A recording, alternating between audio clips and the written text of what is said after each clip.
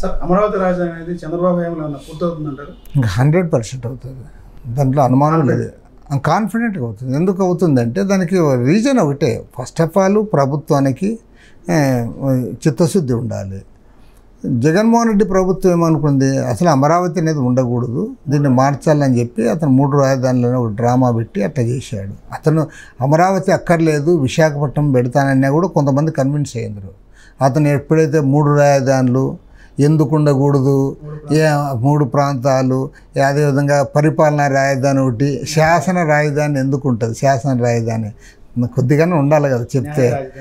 ఏమంటే అందరిని అమాయకులు చేసి అతను ఒక్కరికే తెలివైనోడు అన్నట్లు, మిగతా వాళ్ళకి ఏమీ తెలియదు అన్నట్లు బిహేవ్ చేశాడు.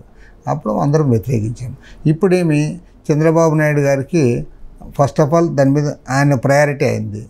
నెంబర్ 2 ఏమి, ఇవాళ వరల్డ్ బ్యాంక్ లోన్ వచ్చింది, హడ్కో లోన్ వచ్చింది, ఏషియన్ డెవలప్మెంట్ బ్యాంక్ లోన్స్ వస్తున్నాయి. తర్వాత సెంట్రల్ గవర్నమెంట్ డిపార్ట్మెంట్స్ వాళ్ళు వచ్చి వాళ్ళు ఇవన్నీ పెడతారు. తర్వాత వీళ్ళు ఎవరికైతే ల్యాండ్స్ అలాట్ చేస్తారో వాళ్ళందరూ కూడా ఇది చేస్తారు.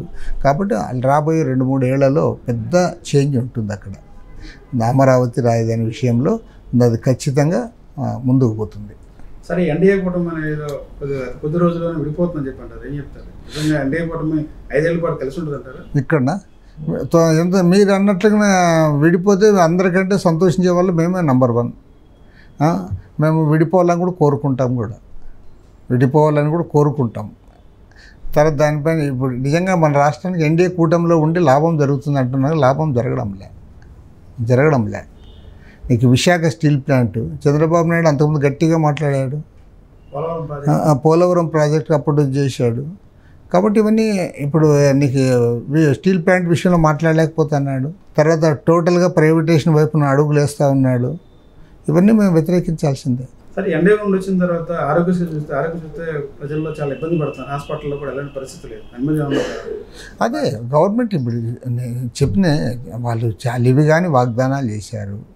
ఆడేమో అది ఖజానా ఖాళీగా ఉంది, ఖజానా ఖాళీగా ఉందని తెలిసి కూడా వాగ్దానాలు చేశారు. కాబట్టి ఇప్పుడు ఏమంటే చంద్రబాబు నాయుడిని ఈ విషయంలో ఎవరు కూడా వారు ఆయన్ని ఇచ్చేయడానికి లేదు.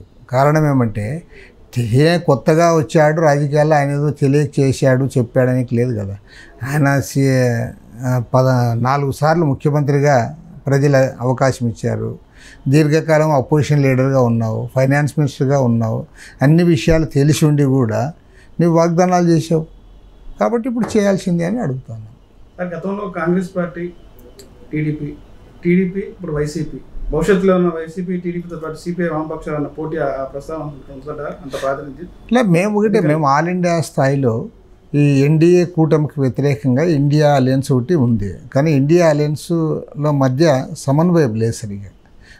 దాంట్లో మేజర్ పార్టీ కాంగ్రెస్ పార్టీ అందరినీ కలుపుకొని పోవడంలో కూడా వారు సక్సెస్ కాలేకపోతూ ఉన్నారు. కాబట్టి ఏమంటే ఇవాళ జాతీయ స్థాయిలో ఎన్డీఏకి ప్రత్యేకించి బీజేపీకి వ్యతిరేకంగా కలిసి వచ్చే శక్తులతో కలుసుకోవడానికి అవకాశం ఉంటుంది.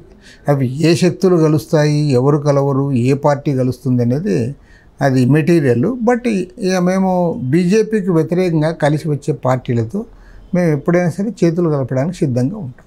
సార్, సిపిఐ పార్టీ భవిష్యత్తులో ఎలా ఉంటుంది? భవిష్యత్ ప్రణాళిక ఏంటి? ఏ రకంగా జనాల్లోకి వెళ్తుంది? ప్రజలు ఏ రకంగా ఆకర్షించబోతున్నారు? అదే ఈ సంవత్సరం మాకు చాలా కీలకమైన సంవత్సరం. 2025 చాలా అత్యంత ఇంపార్టెంట్. ఈ సంవత్సరంలో మేము టోటల్గా శాఖ స్థాయి నుంచి జాతీయ స్థాయి వరకు మేము మహాసభలు జరగబోతూ ఉన్నాయి. రేపు 2025 సెప్టెంబర్ 21 నుండి 25 తేదీ వరకు చండీగఢ్లో మా పార్టీ జాతీయ మహాసభలు జరుగుతున్నాయి. దానికి ముందుగా రాష్ట్రము, జిల్లా, కింది స్థాయి వరకు కూడా మహాసభలు జరుగుతాయి. ప్రతి మహాసభలో కూడా మీరు ఇంతకుముందు చెప్పినట్లుగా ఈ ప్రజా ఉద్యమాల విషయంలో, పార్టీని బలోపేతం చేసుకునే విషయంలో, రాజకీయంగా అంటే ఉద్యమాల పరంగా మా వెంట వస్తూనే రాజకీయంగా మా వెంట అడుగులు వేయడం లేదు. అది మీరు గమనించారు, మేము అదే గమనించాము. ఉద్యమాల్లో వస్తారు, ఉద్యమాల్లో దానికి వస్తారు, మాతో కలిసి ఉంటారు, మేము అంతా ఇది చేస్తాం. కానీ రాజకీయంగా వచ్చేలాగా వాళ్ళు మొత్తం నిలబడడం. దీనిపైన ఇది చేయాలి. రెండోది ఏమంటే కమ్యూనిస్టు ఉద్యమాలు, పార్టీలు ఇవన్నీ కూడా మరింత దగ్గర కావడానికి ఏం అవకాశం ఉంది అనే దానిపైన, వీటిపైన మా మహాసభల్లో మేము ప్రధానంగా చర్చిస్తున్నాము. కాబట్టి మాకు 2025 సంవత్సరం చాలా కీలకమైన సంవత్సరము. ఈ సంవత్సరం మేము దీన్ని ముందుకు తీసుకుపోతాం. సరే, ప్రత్యేక హోదా గురించి ఏమైనా భవిష్యత్తులో ఉద్యమం చేసే అవకాశం ఉంది సార్? ప్రత్యేక హోదా కానీ స్టీల్ ప్లాంట్ స్టీల్ ప్లాంట్ చేస్తున్నాము. స్టీల్ ప్లాంట్ది ఖచ్చితంగా దాన్ని ఇంకా అంత ముందుకు తీసుకోవాల్సిన అవసరం ఉంది, అది చేస్తాము. ప్రత్యేక హోదాకు సంబంధించి ఏమంటే ఈ నరేంద్ర మోడీ ప్రభుత్వం ఉండగా సక్సెస్ కాలేము. కాబట్టి ఒకవేళ ప్రత్యేక హోదా అంశము విషయంలో రాహుల్ గాంధీ చాలా ఫర్మ్గా ఆయన నిలబడ్డాడు. కాబట్టి ఏమంటే ఎన్నికల సందర్భంలో రాహుల్ గాంధీ ఆ అజెండా ముందుకు తెస్తే మళ్ళీ ఆ అంశం ముందుకు రావడానికి అవకాశం ఉంటుంది. అప్పుడు మాత్రమే దానికి కొంత పబ్లిక్లో కొంత ఇది వస్తుంది.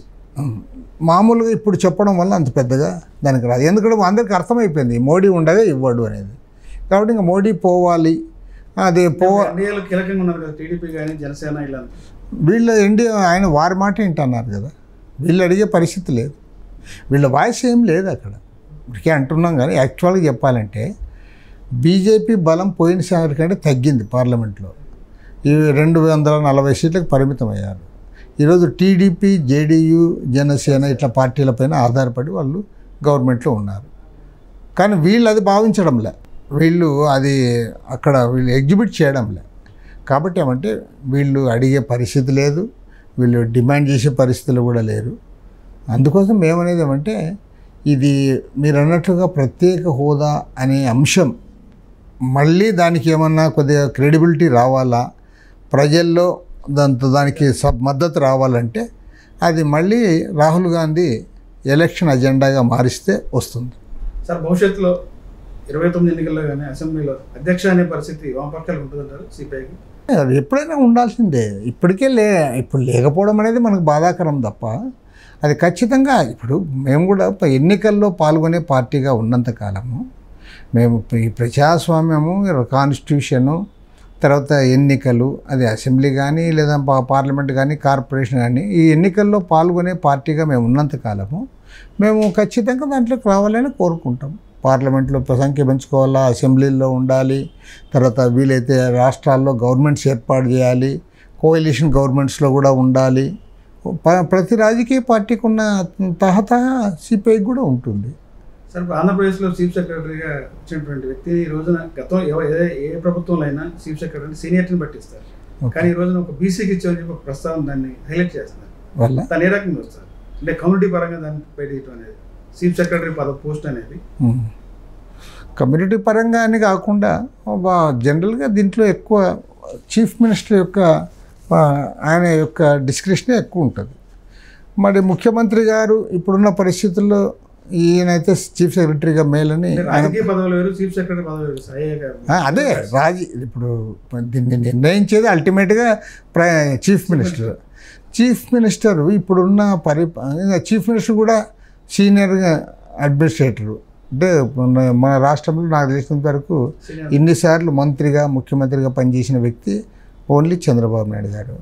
తర్వాత చంద్రబాబు నాయుడు గారికి ఇప్పుడున్న ఐఏఎస్ ఆఫీసర్లు ఎవరు, వీళ్ళకున్న ఎక్స్పీరియన్స్ ఏమిటి, వీళ్ళకున్న పరిపాలన అనుభవం, ఇవన్నీ గురించి కూడా ఆయనకి స్పష్టత ఉంది. కాబట్టి ఆయన డిస్క్రిప్షన్ అది, ఆయన డిస్క్రిప్షన్ ప్రకారం ఆయనకి ఇవ్వడము అనేది ఆయనకున్న ఇది దాంట్లో ఇచ్చాడు. తర్వాత అందరూ కూడా ఉద్యోగ సంఘాలు అందరూ కూడా హర్షం వ్యక్తం చేశారు.